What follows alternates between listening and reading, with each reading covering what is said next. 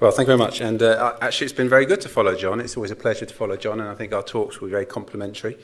So I'm also talking on the marginal gains. I think this is a really key point. I think everything John said is exactly right. And I think these are driving our practice. And I think, as Noel said earlier about UK urology should be congratulated for the Stampede study, I feel we should also be congratulated for what has been a painful 10 years of change in practice, but we are now leading the world on centralisation and improving outcomes. And I think, you know, one of the beauties of the NHS is that whilst it can be painful, it can impact positively on patient care in a period of time. So I'm going to talk about this. For cystectomy, for me, it's been about reducing variation and then raising the bar. John's talked about gold standard raising the bar, but we are now seeing across the board reductions in variation and improving outcomes. And I think that's a great thing. And that leads us into changing our indications for the disease. We all know what started this. It has been a painful time for us in urology.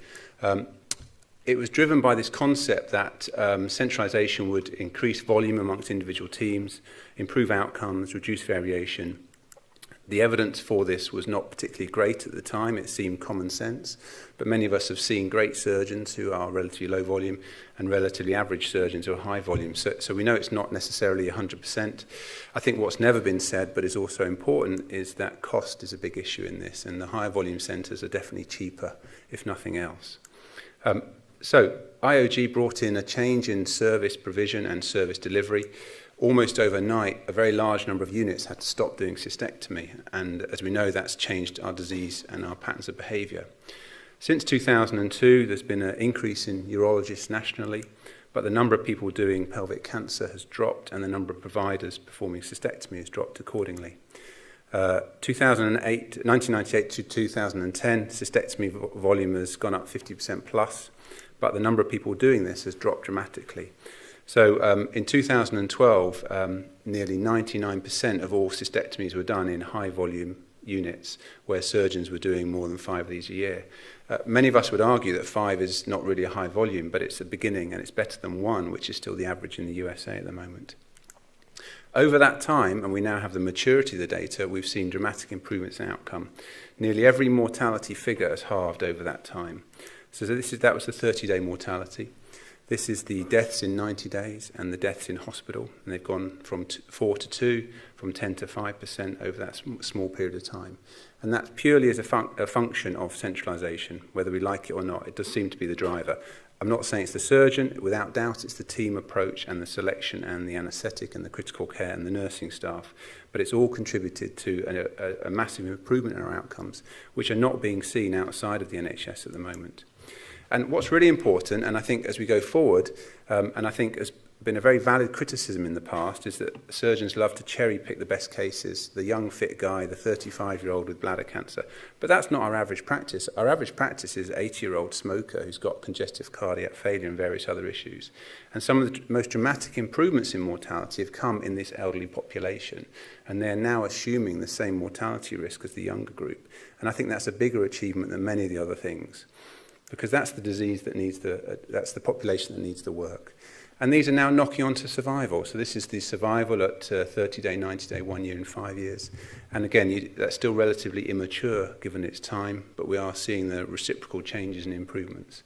So without doubt, IOG has improved the outcome from people with bladder cancer and from cystectomy in the UK.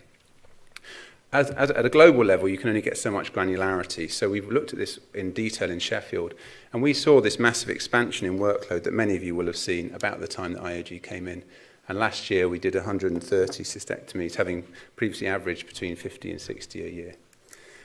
All aspects of our service are under the same growth. So our MDT numbers have gone up, our 2-week wait referrals have gone up, and our prostatectomies have gone up at the same rate of growth. And I'm sure everyone in that room is feeling the same.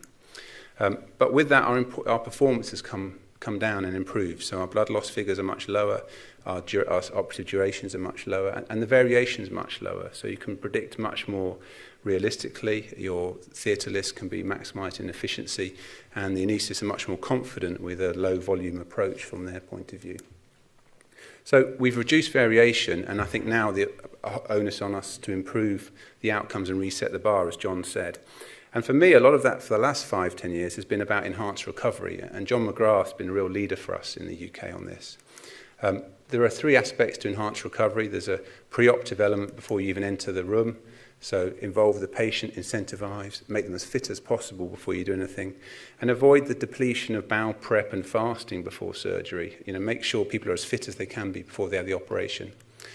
Try and minimize the trauma of the procedure itself. Whether you're doing it robotically or through a small open incision, you need to reduce the impact of the morbidity of the intervention. And you need to optimize their recovery afterwards. Try and avoid all unnecessary steps like NG tubes and drains and get them as mobile as possible. The subtleties of prokinetics are more variable, but I think 90% of ERAS type things are common sense and relatively applicable to most units quite quickly.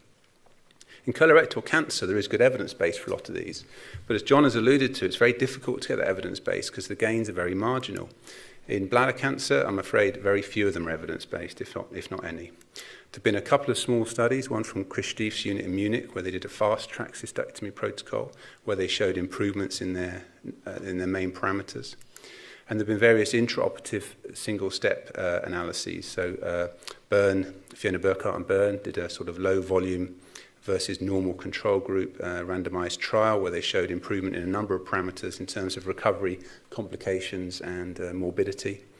But they also had a failed study where they looked at TPN and various ways to improve their nutrition at the time of surgery. And I see Tim O'Brien on Twitter has gone back to London already after his fleeting visit this morning, but he made a very valuable point about whether a randomized trial is always necessary. And this brings back to John's point, is that we're stuck with this dogma, but actually if you have good quality population-based outcome data, you may not need randomized trials. So we've been doing a lot of ERAS stuff, and we've changed a lot of things without any evidence base whatsoever. These are some of our steps. We keep people at home as long as possible. We try and optimize everything we can in outpatients before they come in. We avoid NG tubes. We do everything we can to try and keep the patient tube-free as much as possible. And we're still learning with our sort of post-operative oral intake and mobilization protocols. We use smaller incisions. We've just started robotics, so we're a long way behind John, but we've been doing a lot of smaller incisions for a long time. So things that previously were for a radical prostatectomy. This guy's had a neobladder 6 weeks before, and you can hardly see any incisions through his open approach. We use various things to try and avoid the pain. We've been big fans of avoiding epidurals. So without doubt, epidural is seen by many anaesthetists as the dogma. So it has the best pain relief, but it also comes with a lot of morbidity, have a lot of fluids necessary to keep the pressures up, and a lot of them don't work half the time, and a lot of people end up with a lot of opiates. So we've been using a lot of epidural blockades where we run epidural catheters down the rectus sheaths and perform a rectal blockade that we run for 48 hours. And most of these patients use almost no PCA, almost no morphine. And at 48 hours, you can remove the local anesthetic and they're up and mobile at that stage. And it avoids a lot of systemic IV fluids, a lot of systemic opiates, and it's made a big impact for us. It's key to get the anaesthetist involved. As we've said, it's a multidisciplinary team event.